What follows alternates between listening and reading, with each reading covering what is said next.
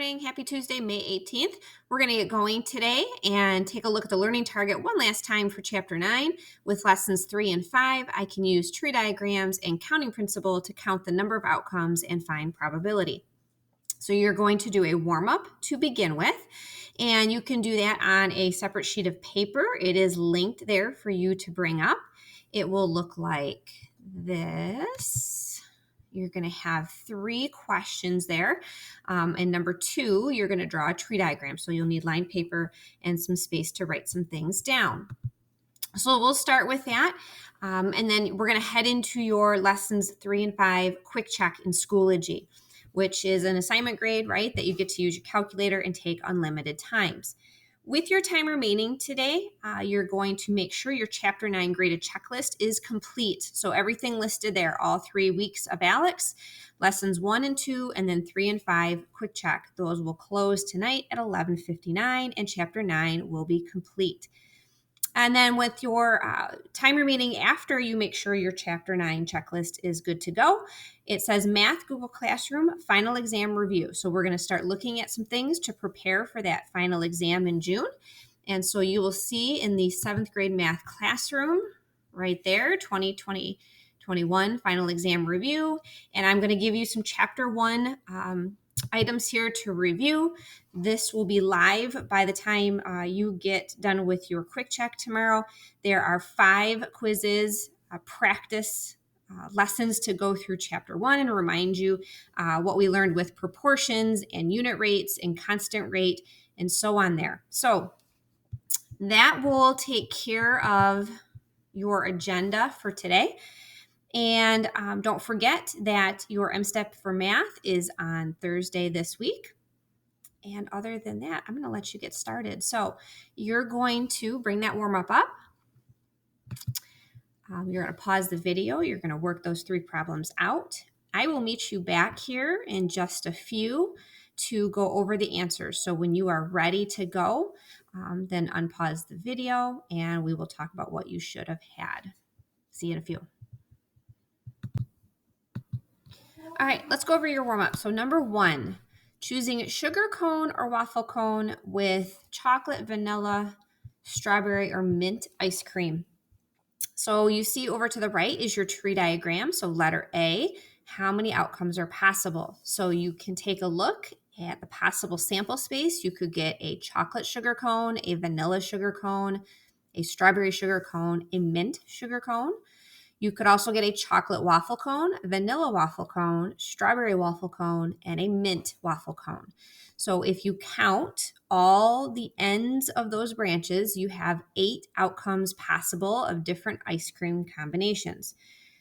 Letter B, what is the probability of having a waffle cone with strawberry ice cream? Well, that's only going to happen once out of the 8 possible outcomes. So let me come here. 1 out of 8, or as a decimal, 0.125, or 12.5%, which is fairly unlikely. Now, number 2 is having you draw a tree diagram to find the number of outcomes. So choosing a lunch from cheddar or vegetable soup, Caesar or pasta salad, and turkey, roast beef, or bologna sandwich. So notice I took each of those and colored them a different color to help represent how you could break apart and draw that tree diagram. Now you haven't drawn one with the second set of branches, and so that's okay. I mean, you've done it with 2, or I should say the trunk of the tree and 1 set of branches. But if you're understanding the process of drawing the tree diagram and understanding the events in a story, hopefully that you got this one okay. So we're going to take a peek.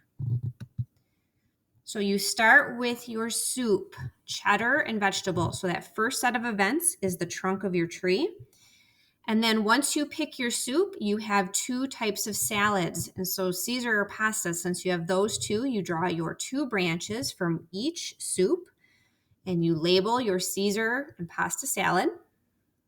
And then after that, once you pick your soup and your salad, you pick your sandwich. And since there are 3 choices, you are drawing 3 more branches from the salads, each one. So turkey, roast beef, bologna. And then I just abbreviated as I started to go down a little bit further just because I was running out of room. So that means, again, you can either count the end of the branches in total, that would give you 12 outcomes. And just understanding some of the outcomes that you could have. You could have a cheddar soup with Caesar salad and a turkey sandwich. You could have a cheddar soup, Caesar salad, roast beef, cheddar soup, Caesar salad, bologna, and so on, right? Because then you'd go to cheddar soup, pasta salad, and the sandwich. Vegetable soup, the salad, the sandwich, okay? So you do have 12 outcomes there. And that was part A. And so then part B asked you, what is the probability of getting vegetable soup, just vegetable soup? Well, that's going to be 6 out of 12 or 1/2. So if you just concentrate on this bottom part of the tree diagram, it's very possible that you could get any of these 6 at the bottom here combinations with vegetable soup. So 6 out of 12, 1/2, 50% chance you would get vegetable soup. Okay, coming to the last one, number 3, and just practicing the counting principle.